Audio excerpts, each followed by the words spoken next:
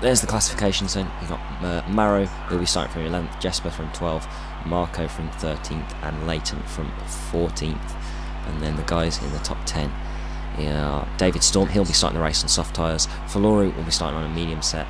Relic Nook on the mediums. Evoke on the soft. Presto, Hampalexis, Freeman, Jocko, and Gibby all starting on the mediums. And then the only driver to be starting the race on the set of hard tyres is Bottas. This is the line. He'll start no higher than 4th place now, with 30.3. So I think he managed to marginally improve and get himself ahead of Hampalexis there. But up to the line, Bottas goes quickest at 29.6. Really good lap as the Ferrari slipstream one another in. It's only 6th and 7th for them. Gibby managed only 8th place in the McLaren, second on the grid. So Bottas starts from pole from the Scotsman of Jocko, and then we've got another Scotsman in 3rd on the grid of Presto Evans. Relic Nook starts 4th, Ampalexis starts 5th. Racer Freeman, that's pretty poor from him with recent qualifying performances. He starts from 6th. He's alongside his Ferrari teammate of Evoke replaced in 7th. Gibby starts from 8th. David Storm in the Williams starts from 9th. And Faloru didn't get to set a time in that session. Will be starting from 10th because they're a little further up actually. Yeah, so it's them too. But here we are then. For the race, we have 3, 4, and 5 lights. Who's going to get the best start here? As they were held for quite a while there, but we are racing. It looks like Jocko's got a really good start on those set of medium tyres. The same with Presto Evans pulling out to the side. We're going to be 3 wide going down into turn 1. Who's going to break the latest here? As it's Presto and Jocko takes the lead. There's a slight bit of lag involved there as Jocko's looked like he was running wide, but he's not. And Bottas has dropped back 2 positions here and is in 3rd place now. But Jocko in the Racing Point leads. There's a couple of overtakes going on in the background there. There's Evoke losing that positions. Freeman's up to 4th. Good start from him. Marrow battling with Williams in the background. There's the Alpha of Hampalexis running off the circuit, and now CG Gibby's trying to get involved in that. And that's Evoke losing the car there, and he's now dropped right back down to 10th place. We've got a battle going on between a Haas and a Williams there. That's Marco and Marrow. They're giving it a bit big there. And almost making contact once more, them two. But we've got a change to the lead as Presto gets by Jocko now, and now Jocko's looking in his rear view mirrors to cover off the McLaren of Bottas. It's 2 by 2 after that.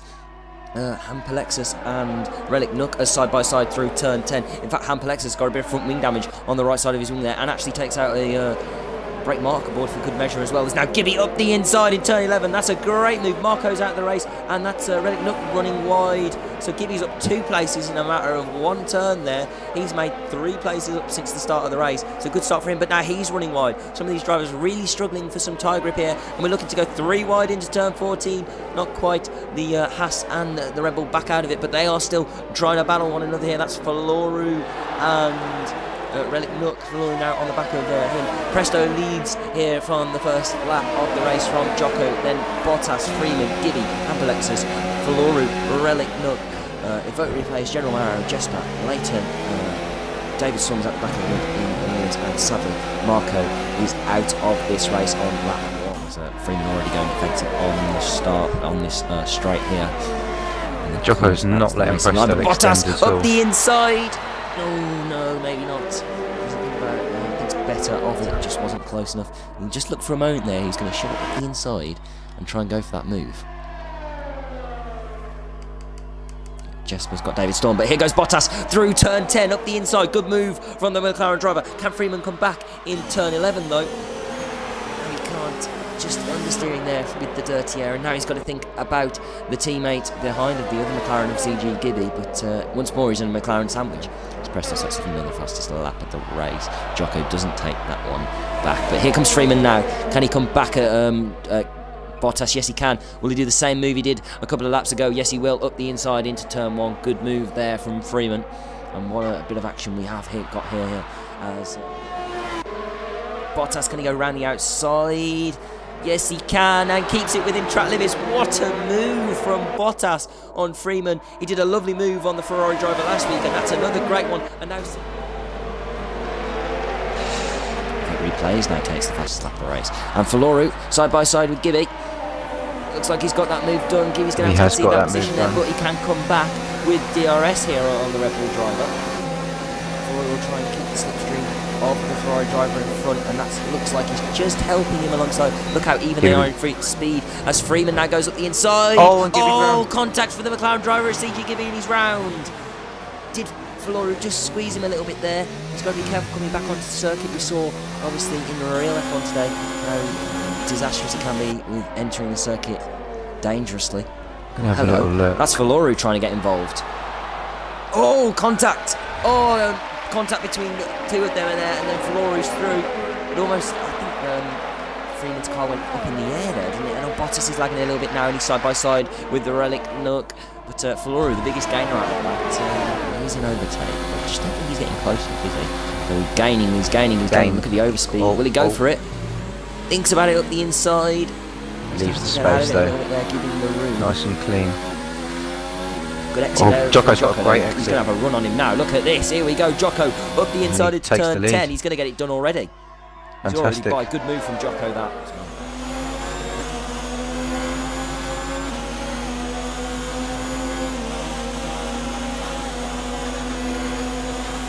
With the DRS, Freeman actually gaining quite a bit on Relic here. Relic that DRS doesn't look like he's working as much as him. As he goes down the inside now, does Freeman. He's got that move done, but can Relic come back at him here on the exit of turn 9 and maybe into turn 10? Let's go on board with the Haas driver. I'll tell you what, Freeman's got some really good straight on speed there. He's actually catching the back of his teammate now. Wonder if his teammate will jump out the way for him. Yes, he does, by the looks of it. They're side by side now, going into turn 11, and Relic tries to go up the inside of the Ferrari, and that was never going to work, was it, Relic? He's hit the back of him there and spun out, and that's great news for Freeman. That gives him the reaming room, and he comes back into the circuit perfectly fine. I've been keeping it up to around the 70% mark, so he's just got to look after these tyres and take it to the end. It's perfectly possible. Here's Freeman trying to get past the Red Bull of Leighton, already alongside with the ERS. He's not running with that much ERS now, which was what Relic had in hand over Freeman. Freeman used a lot of the DRS to actually get by Relic and then by his teammate. And with Relic just jumping in too early, that's good. Folks just got past Leighton. They must have just been battling back there. So both Ferraris on the move up here in this race. Just the part of the race where some of the drivers won't actually know where the other drivers are that are racing if they're on different strategies, but it's the interesting part for us because it's working out, trying to see who's where in this race, and then once everyone pits, you get to see, and you get to see the pace that people are doing. But here goes Hamper Lexus now around the outside of Relic Nook into turn 8. That's a good move there from the Alfa Romeo driver. So he's been saving that one. Really almost well. Double what Maro's got. Watch the closing speed here. Look at this. Simple move. Alongside, up the inside. In fact, Maro's got a bit of front wing damage on the left end plate there. But Maro trying to hold it in there in turn 8. For all fairness to him, trying to give a bit of a battle there to Jesper, who's currently on the same strategy. So this is for track positioning, obviously. What could be a fight between these two at the end of the race. Maro trying to come back in that time. Goes up the inside into turn 11. It's more another driver trying that move, but when you think better of it, they're still side by side, and Jesper does come out on top. So up at the top, it's now 6.8 at the top, it's like 8 seconds. But here goes Maro, up the inside, late on the brakes, and has to go off the track. It was a little bit too late there from General Maro. We know he's late on the brakes, but now side by side. Here we go. Freeman, out of exit of turn 9. Can he go around the outside in turn 10? The Ferrari driver, here we go. Yes, he can. Good move from Freeman. That's him up into 5th place now, and he can start getting on with it to hunt down Jocko. Of course, he was battling with Bottas, Gibby, and then obviously Relic and Fulnoru. But Bottas, here we go. Sorry, Bottas is now out the pits on the softs, and look at this tyre advantage he's going to have on Freeman already. He's going to breeze by, surely. Look how much ERS he's got as well, over 70%. Freeman already going to the left of the circuit there to try and block it, but Bottas is by. And surely he's going to be late enough on the brakes here with these set of softs. Yep. Freeman doesn't look like he's going to be able to defend, come back at Bottas there. And Bottas should just disappear off into the distance now. He's going to go hunting after Presto Evans and Jocko up front. Here we go, into the final turn. Can Presto here get a good exit out to turn 15? He'll have DRS. He should. You can imagine he's going to breeze by here. Here you go. The move for the lead. Presto now retakes the lead of this Grand Prix. But there you go. There's the McLaren in the background of the shot. That's Bottas. He's only 3 seconds off this battle now. Only 2 laps to go. We're on the penultimate lap of the Grand Prix. Maybe Bottas might just run out of time in this race. He's got it going. keep going, safety car. Keep going for now, keep I going. can't, it's broken! It's broken! Anti-stall! It's off.